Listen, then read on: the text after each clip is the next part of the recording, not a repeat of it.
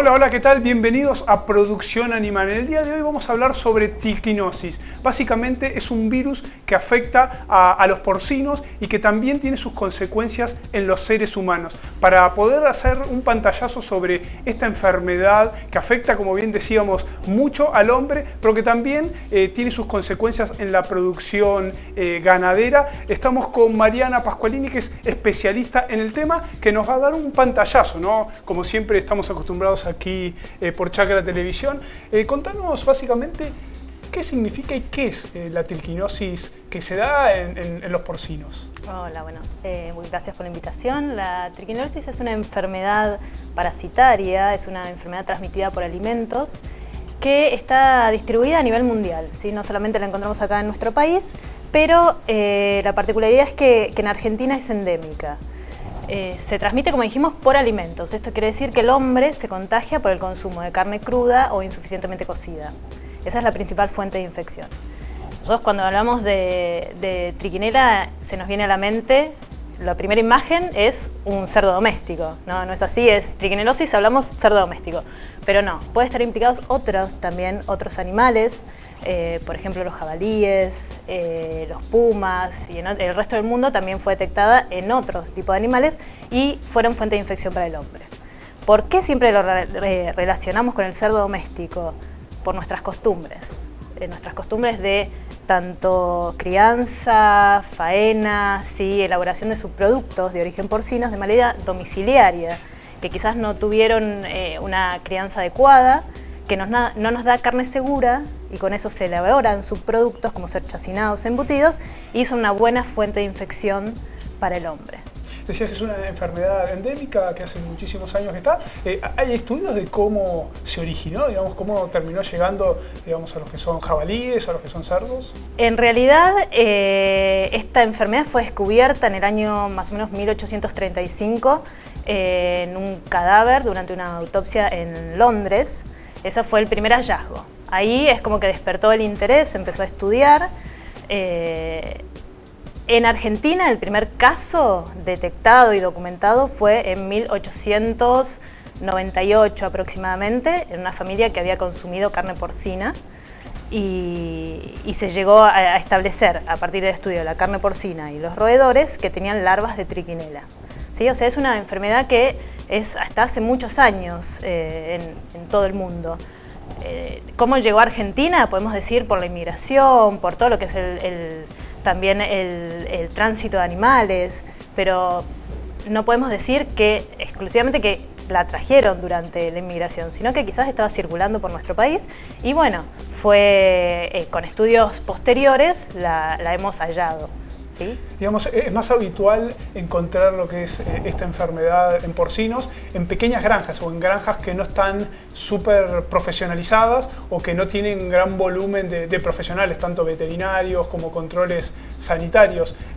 ¿Por qué se da en los más chiquitos y no tanto en los más grandes? ¿Y cuáles son las consecuencias básicamente para nuestra cría? Claro, digamos que la observamos más en este tipo de explotaciones porque tanto en el hombre como en cualquier mamífero, la infección ocurre de la misma manera, por consumo de carne, o sea, de músculo que tenga el estadio infectivo del parásito. Entonces, en este tipo de explotaciones, donde la alimentación o la nutrición no es la adecuada, que se alimenta muchas veces con basurales, restos cárnicos, no hay buenos retiro de cadáveres, hay también contacto con roedores, animales silvestres, hacen que esos animales tengan mayor riesgo de tener contacto con el parásito. El famoso chiquero, lo que se dice es darle de comer basura, digamos, está contraindicado en estos casos porque el riesgo es muy alto. El riesgo es muy alto, sí. Siempre es por consumo de carne, ese concepto lo tenemos que dejar en claro porque muchas veces escuchamos, bueno, nosotros a partir de la facultad también damos algunas charlas a la comunidad para tratar de acercarlos a lo que es este parásito y la importancia de la enfermedad en salud pública en Argentina. Y muchas veces hay un concepto erróneo en cuanto a cómo se contagia el cerdo y cómo se contagia el hombre. Es muy común escuchar que dicen se contagian por restos o desechos de rata y no saben bien a qué se refieren con esos desechos de rata. Siempre es por músculo infectado con larvas de triquinela. ¿Sí? Y que este virus, digamos, en cuerpos inertes, ¿Cuánto tiempo dura? Digamos? Bueno, este parásito tiene la capacidad de permanecer mucho tiempo en tejido en descomposición. Por eso es esta transmisión a través de chacinados y embutidos, ¿no? Cuando hablas de mucho tiempo, ¿cuánto tiempo estás Eso hablando? depende de las características ambientales y depende de la trichinella que estemos hablando. Nosotros tenemos que considerar que trichinella es un género parasitario, pero está compuesto por muchas especies distintas. Que yo, en cuanto a su morfología, si yo lo veo al microscopio, yo quizás no detecto de qué especie de trichinella estamos hablando, ¿sí? Pero si hago estudios un poquito más complejos, estudios moleculares, yo llego a nivel especie.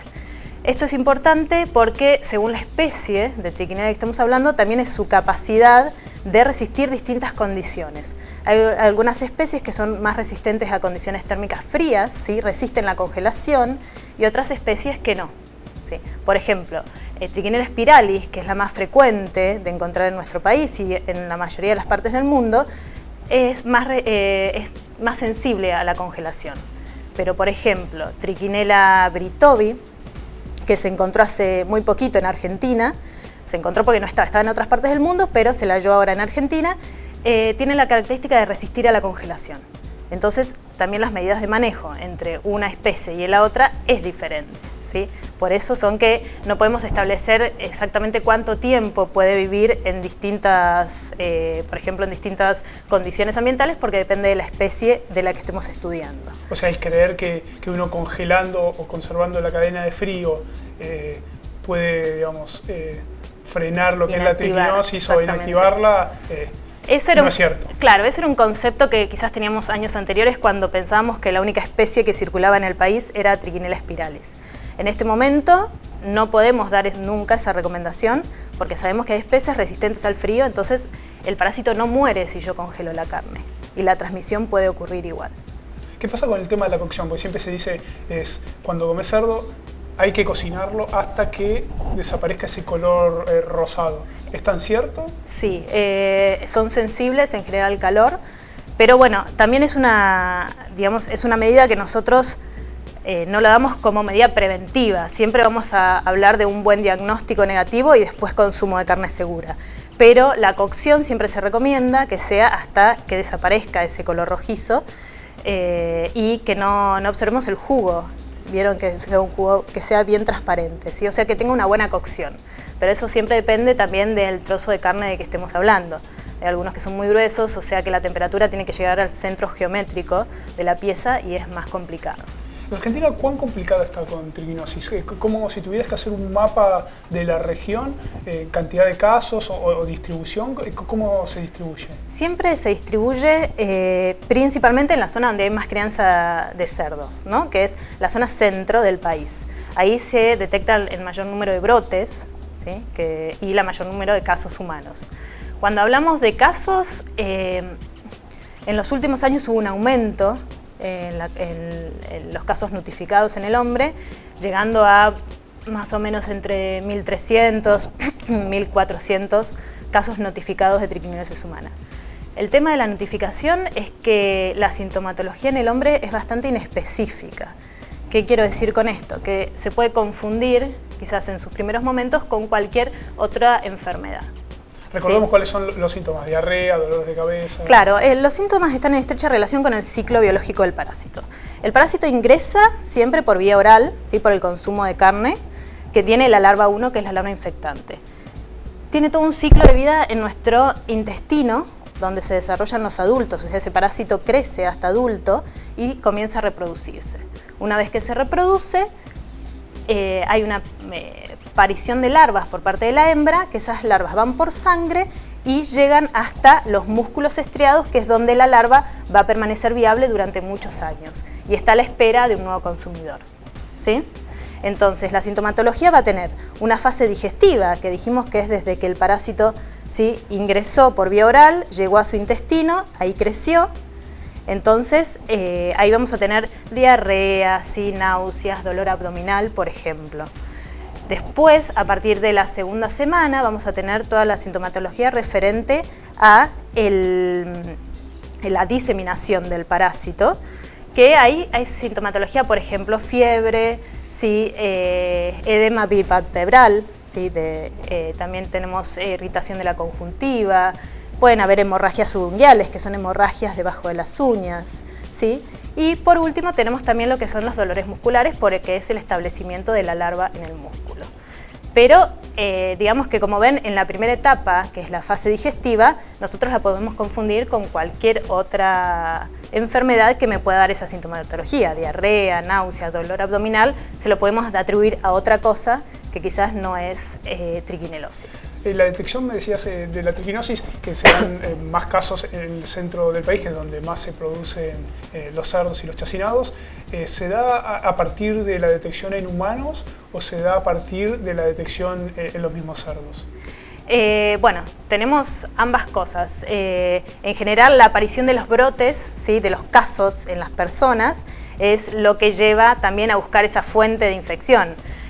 A ver, si tengo varias personas afectadas, se busca, bueno, qué consumieron esas personas. Entonces, si todas consumieron chacinados de un mismo origen, se busca el origen de esos chacinados con los cuales se elaboró, ¿sí?, la carne con la cual se elaboró el chacinado. Entonces, buscamos el origen de ese porcino y se llega hasta la fuente, si es posible, al establecimiento que lo produjo. ¿Y se da más en los embutidos frescos, digamos, en el contagio a los humanos, que en la carne fresca que se come, no sé, una chuleta de cerdo, por ejemplo? Sí, exactamente. Los brotes se generan a partir del consumo de chacinados y embutidos, más que por el consumo de carne que esté insuficientemente cocida. Sí, y más que eso son en general los chacinados, ahora hablamos embutidos elaborados con carne que no vino de un establecimiento el cual tiene las normas, ¿sí?, está bajo normativa oficial. Hablamos de que son elaborados con carne no segura. ¿Sí? Y el inconveniente ahí que está el tratamiento a la hora de la cocción, por ejemplo, no sé, de los fiambres, de jamón, de los salamines, por ejemplo, o es por alguna otra cuestión? No, es que lo que es el salamín, todo lo que son los embutidos y los chacinados no sufren un proceso térmico, ¿sí? El salazón, el ahumado, el horno microondas, ninguno de esos tratamientos mata la larva de triquinela. Entonces ahí la larva sobrevive durante mucho tiempo, entonces lleva a la posibilidad de infección y de transmisión de la enfermedad al hombre. La sal, por ejemplo, o el limón, no eliminan la triquinosis. No matan la larva, solamente la cocción, ¿sí? Es lo único que hasta el momento puede eliminar, pero esa cocción que nosotros decimos que tiene que ser pareja, con una temperatura adecuada en el centro geométrico de la pieza. El productor que está viendo el programa, que son muchísimos, se pregunta, bueno, ¿cómo hago para que mi producción no se vea afectada y qué hago si me aparece algún brote dentro de mi establecimiento? Bueno, digamos que las medidas de control son buenas prácticas de producción porcina. Siempre hablamos de las condiciones de infraestructura adecuada. Yo tengo que evitar que esos cerdos tengan contacto con tanto animales silvestres, ¿sí?, como por ejemplo con roedores, que todos pueden ser fuentes de infección.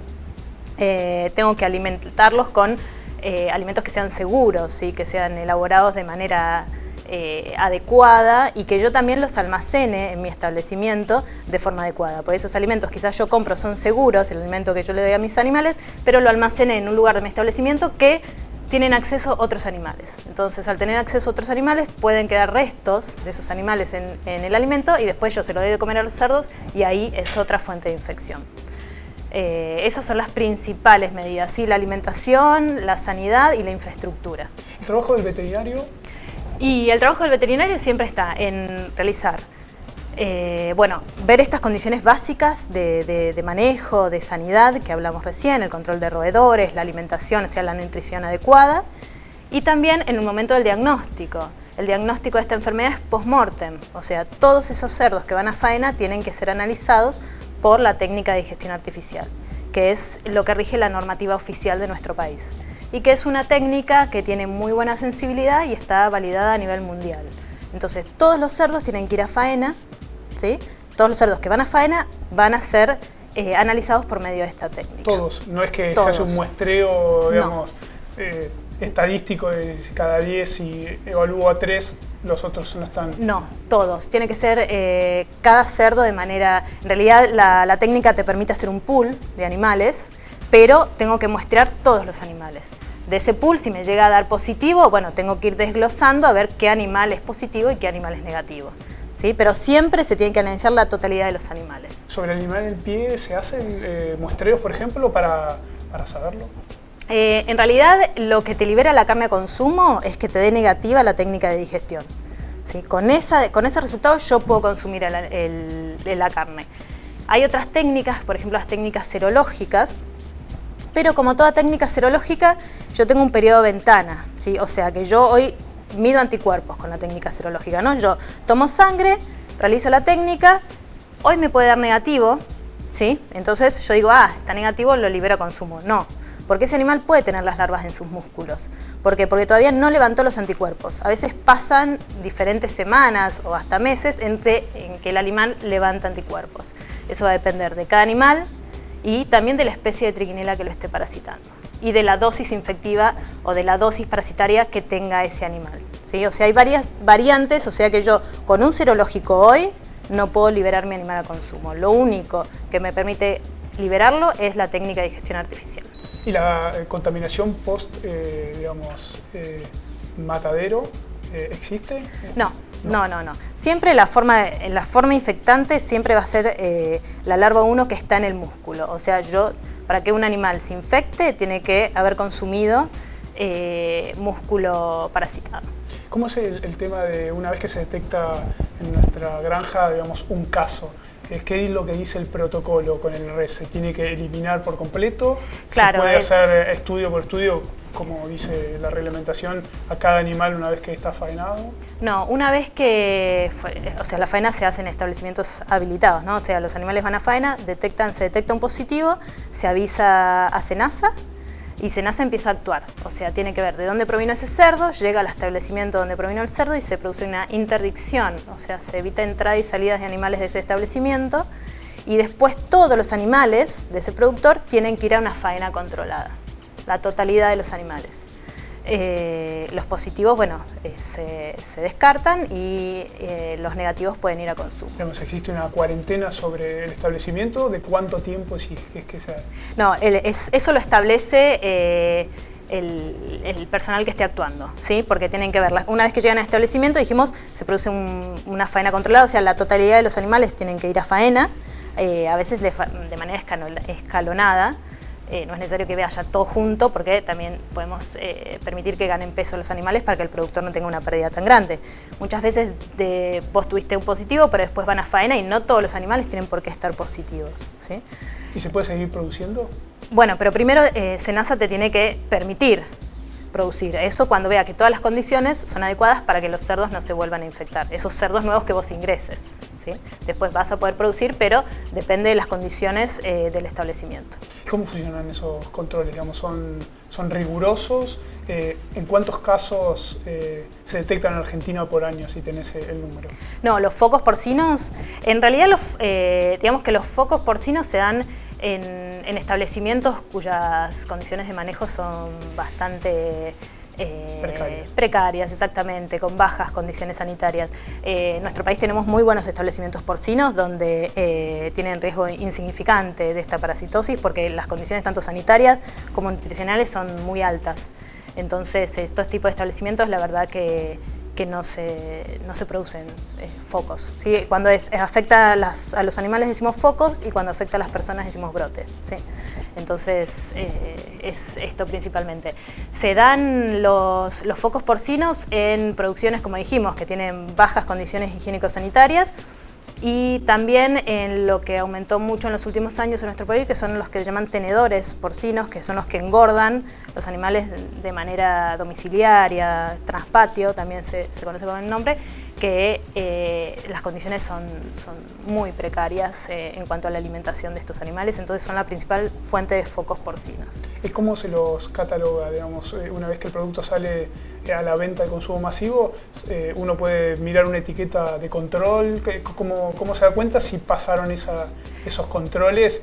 Todo lo que tiene etiqueta y rótulo, vamos a saber que se elaboró con carne segura, porque esa carne sufrió el proceso de la técnica de digestión artificial.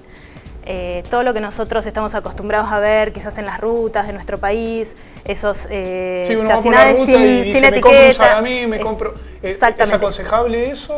No, porque no tiene, es totalmente desaconsejable. Los brotes en general se producen por consumo de ese tipo de chacinados y embutidos. No tienen rótulo, no tienen certificación y no sabemos el origen de esa carne porcina. Hay que desalentar el consumo de esos productos. ¿Sí? Es una costumbre que está muy arraigada en nuestro país, pero tenemos que desaconsejarla porque es la fuente de infección para el hombre. Digamos, también saber que el productor que se dedica a esto tiene que tener los controles adecuados, porque la salud, sobre todo cuando lo toman chicos de muy poca edad, digamos 4 o 5 años, puede ser hasta a veces mortal esta enfermedad. Sí, hasta en personas mayores también. Puede tener diferentes trastornos, la persona tiene dolores musculares por el resto de su vida, a veces hay trastornos neurológicos, cardíacos también. Según la persona es también la sintomatología que se genera. Pero una vez que ingresó a nuestros músculos no hay antiparasitario que nos pueda, digamos, curar de esta parasitosis. Una vez que ya está en nuestros músculos va a estar ahí para siempre. Eso también hay que saberlo. En los primeros momentos se puede llegar a tratar para frenar cuando esos adultos estaban en nuestro intestino, ahí podemos tratar de frenarla con antiparasitarios. Por lo tanto, un diagnóstico temprano es muy importante también. De todas maneras, llevarles tranquilidad a los consumidores que quienes compren productos, los habituales en los supermercados, en los almacenes, no tienen este gran problema, digamos, es cuando se compra por la cadena o sobre una cadena que no está certificada. Exactamente, todo lo que nosotros compramos como dijiste, en supermercados, digamos, en carnicerías que también estén con las habilitaciones correspondientes, no vamos a tener ningún problema. El problema es esta compra clandestina, ¿sí? de productos que nosotros pensamos que son mejores porque son caseros y en realidad estamos corriendo grandes riesgos en cuanto a la salud pública. Mariana, muchas gracias. Bueno, de nada. Bueno, hasta aquí llegamos con Producción Animal. Bueno, hemos hablado de triquinosis, como siempre les decimos, les damos el ABC para poder entender lo que es esta enfermedad, ser cuidadosos y saber que obviamente quienes hacen y trabajan en sus establecimientos con la conciencia y la responsabilidad que tanto el Estado, SENASA y los veterinarios le exigen a estos productores, no hay ninguna clase de riesgo, pero siempre hay que mirar la etiqueta y tener cuidados donde se compran este tipo de alimentos. Muchas gracias por habernos acompañado y nos vemos en la próxima.